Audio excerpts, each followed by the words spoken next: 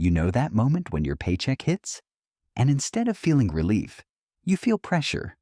Like, okay, the money's here, but it already feels spoken for. Rent, bills, subscriptions you forgot you even had.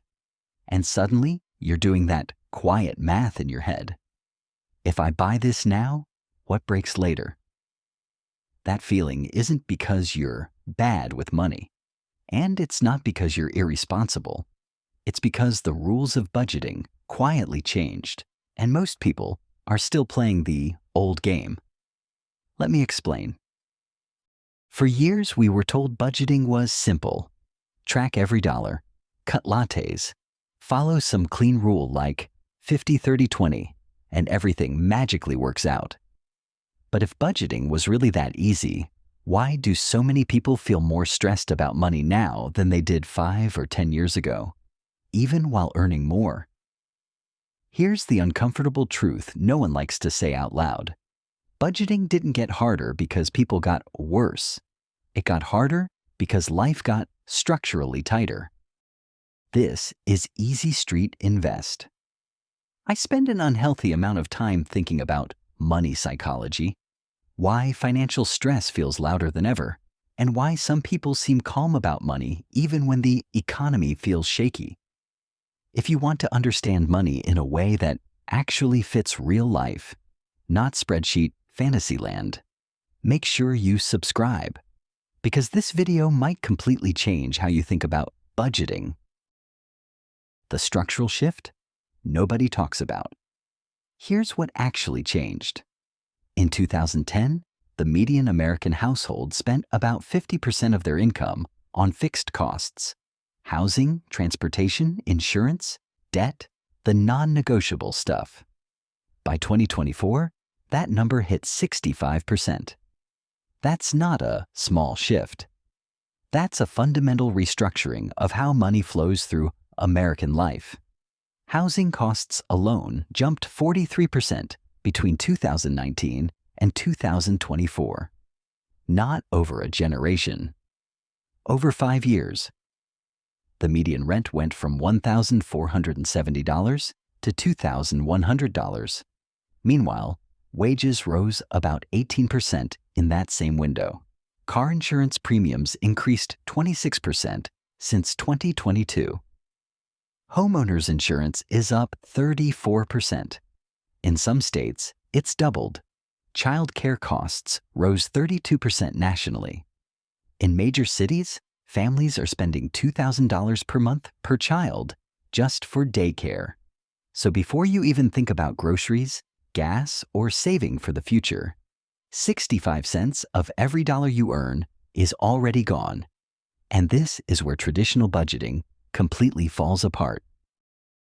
Why the old model broke? When costs were lower and margins were wider, budgeting made sense. If housing took 28% of your income, transportation took 15%, and you had 20% left over for discretionary spending, then yes, tracking your coffee habit mattered. Small leaks could actually sink the ship. But when 65% of your income is locked into fixed costs before you make a single choice, micromanaging the remaining 35% isn't optimization anymore. It's survival bandwidth. Your brain isn't planning, it's defending. And here's what most financial advice completely misses. When you're constantly monitoring money, when every purchase requires negotiation with yourself, when you're always doing that quiet math in your head, your brain never gets to relax. You're not thinking in years, you're thinking in weeks. You don't ask, is this good for my future? You ask, will this mess up my month? That's not a budgeting problem. That's a structural problem. And once you understand that, everything changes. What smart Americans figured out. Here's what's interesting.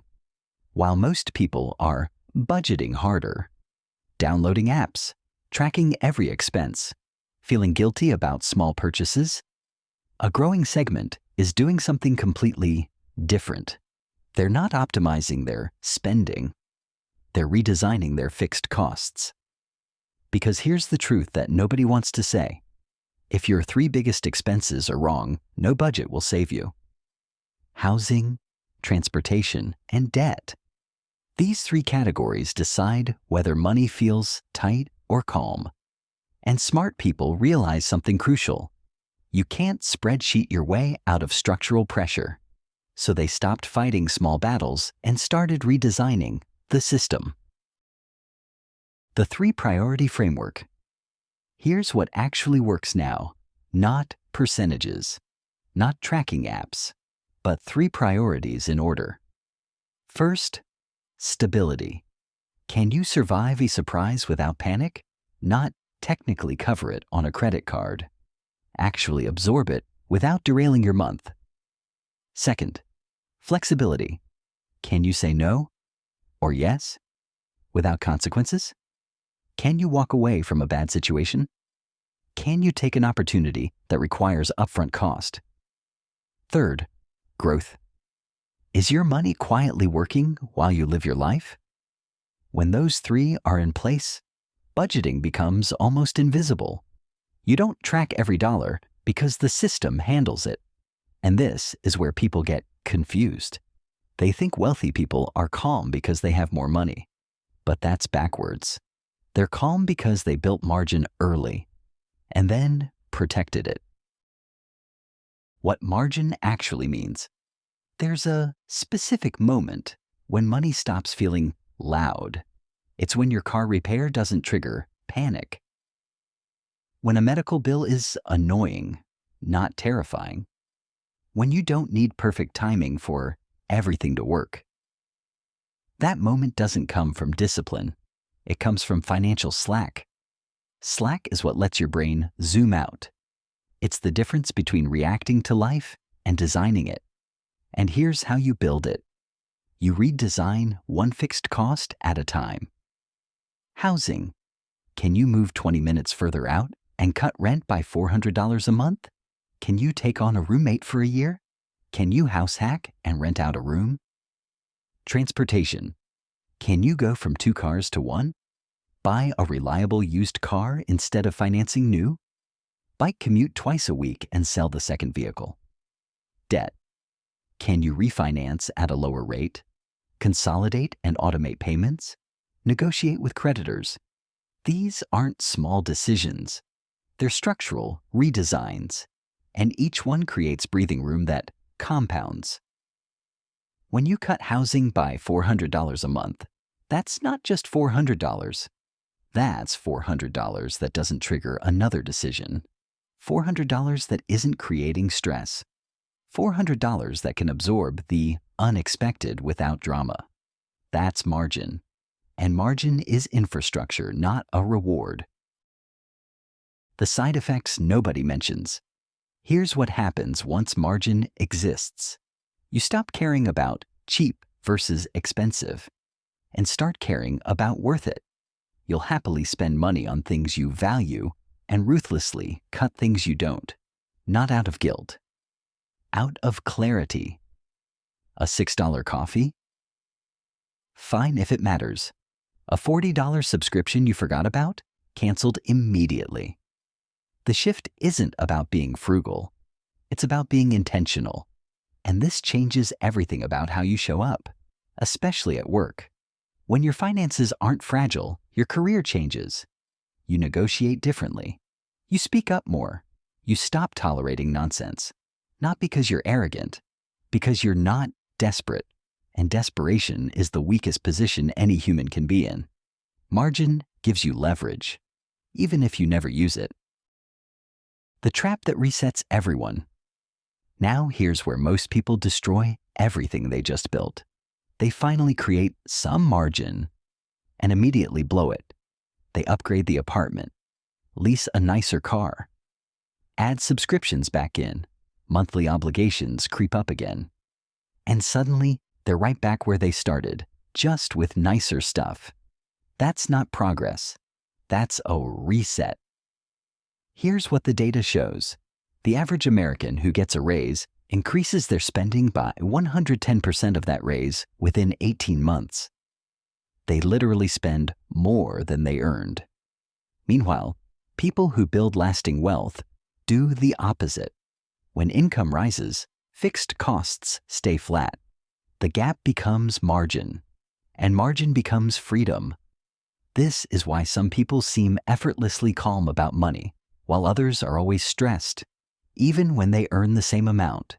It's not income, it's infrastructure. Why this matters more than returns. Everyone loves talking about investing returns. 8% versus 10%, index funds versus individual stocks. But returns don't matter if your financial life is unstable. You can't compound stress. You compound consistency. And consistency only exists when your system isn't fragile. A 7% return on a stable foundation will always beat a 12% return on a system that breaks under pressure. Because the second one forces you to sell at the worst possible time, to pull money out during emergencies, to make decisions from panic instead of strategy. That's why calm people always win long term. Not because they're smarter, because they built a system that doesn't require constant attention. What the system doesn't want you to know. Let me say something that might make you uncomfortable. The entire financial industry profits from your stress. Budgeting apps need you to feel like you're failing, so you'll pay for premium features. Banks want you living paycheck to paycheck, so you'll pay overdraft fees. Credit card companies need you carrying balances. Financial gurus need you feeling guilty about lattes, so you'll buy their courses. The system is designed to keep you 65% spent, 20% stressed, and 15% hopeful that the next app or strategy will fix everything. Building margin isn't self-care. It's an act of refusal. It's refusing to play a game where the house always wins. It's refusing to believe that tracking every dollar will somehow overcome structural inequality. It's refusing to feel guilty about being human while housing costs consume 40% of your income. And here's what nobody tells you. The moment you build real margin, the moment you create genuine financial slack, you stop being a profitable customer. You don't need the premium app. You don't panic buy courses. You don't pay interest on credit cards. You become worthless to the system. And that's exactly when you become valuable to yourself. The real goal of modern budgeting. So if budgeting feels harder than ever, it's not because you're failing. It's because you're using an outdated model designed for an economy that doesn't exist anymore. The old goal was control. Track every dollar. Optimize every decision.